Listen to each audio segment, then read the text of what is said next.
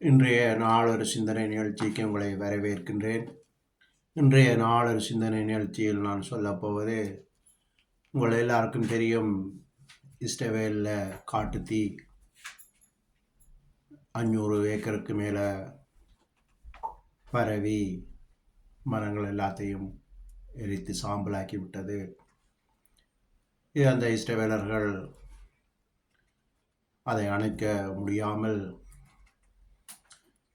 வெளிநாடு என்பது பிரான்ஸு, இப்படியான நாடுகள் எல்லாம் நாடுகளும் போய் அதை அணைக்க முயற்சி செய்கிறார்கள். இது இப்படியே இருக்க, சில யூடியூப் நியூஸில் பார்த்தீங்கன்னு சொன்னால், இந்த இஸ்லாமிய சகோதரர்கள் சொல்லுகிறார்கள், இது அல்லாஹ்வுடைய தீர்ப்பு, இவர்கள் காசாவை அழித்தார்கள், அதற்காகத்தான் அல்லாஹ் இப்படியாக செய்கிறார்கள் சொல்லி, அதற்காகத்தான் இந்த வீடியோ. ஆனால் இந்த தீ வரும் என்று எனக்கு தெரியும். ஆனால் நான் வரும் என்று தெரியும், இந்த வீடியோவும் போடத்தான் இருந்த நான். ஆனால் நான் இது இஸ்ரேலுக்குள்ள வரும் என்று சொல்லி சந்தேகத்தில் இருந்த நான். ஆனால் இஸ்ரேலுடைய தேவன் அவர்களோடு இருக்கிறார் என்று சொல்லி நான் அதை தவிர்த்திருந்தேன். ஆனால் கர்த்தர் இதில் பைபிளில் குறிப்பிட்டிருக்கிறார், இந்த தீயால் சுட்டெரிப்பேன் சொல்லி. அதைத்தான் இன்றைக்கு வாசித்து காட்டப் போகிறேன். இதை நீங்கள் வாசிக்கலாம்.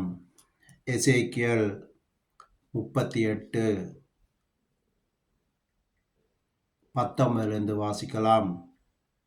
அந்நாளிலே இஸ்ரவேல் தேசத்திலே பெரிய அதிர்ச்சி உண்டாகி, என் பிரசன்னத்தினால் சமுத்திரத்து மச்சங்களும் ஆகாயத்து பறவைகளும் வெளியில் மிருகங்களும் தரையில் ஊறுகிற சகல பிராணிகளும் தேசமெங்குமுள்ள சகல நரஜீவன்களும் அதிரும்.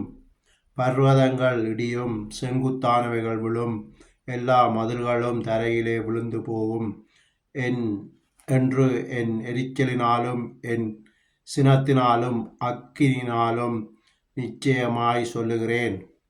என் எல்லா மலைகளிலும் பட்டயத்தை அவனுக்கு விரோதமாக வரவழைப்பேன் என்று கர்த்தராகிய ஆண்டவர் சொல்லுகிறார். அவனவன் பட்டயம் அவனவன் சகோதரனுக்கு விரோதமாயிருக்கும்.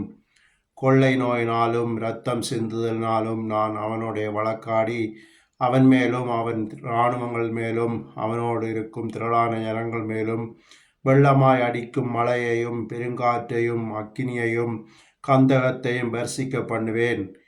இவ்விதமாய் நான் அநேக ஜாதிகளின் கண்களுக்கு முன்பாக என் மகத்துவத்தையும் என் பரிசுத்தத்தையும் விளங்க பண்ணி அறியப்படுவேன். அப்பொழுது நான் கர்த்தர் என்று அறிந்து கொள்வார்கள். தேவன் தன்னுடைய பலத்தை காண்பிப்பது பிற ஜாதிகள் மத்தியில் காண்பிப்பதற்காகத்தான் இதை அனுமதித்திருக்கிறார். அதைவிட இந்த இஸ்ரேல் தேசத்தை தேவன் பரிசுத்தம் பண்ண போகிறார், பரிசுத்தம் பண்ணி கொண்டிருக்கிறார். ஏனென்றால் இயேசு கிறிஸ்துவினுடைய 1000 வருஷ அரசாட்சிக்கு இதுவே ஆரம்பமாக இருக்கின்றது. இதைத்தான் நான் சொல்ல ஆசைப்பட்டேன்.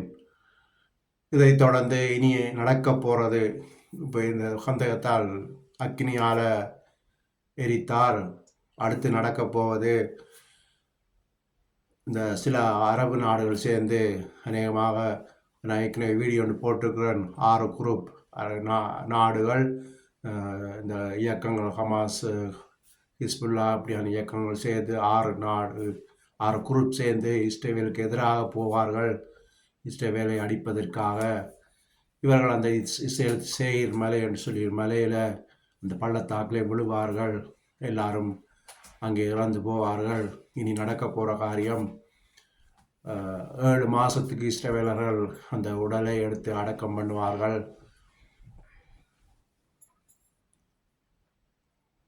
இனி அதை இனிவரும் நாட்களில் அதை நீங்கள் பார்ப்பீர்கள் என்று சொல்லி இன்றைய நாள் ஒரு சிந்தனை நிகழ்ச்சியை முடித்துக் கொள்கிறேன். நன்றி, வணக்கம்.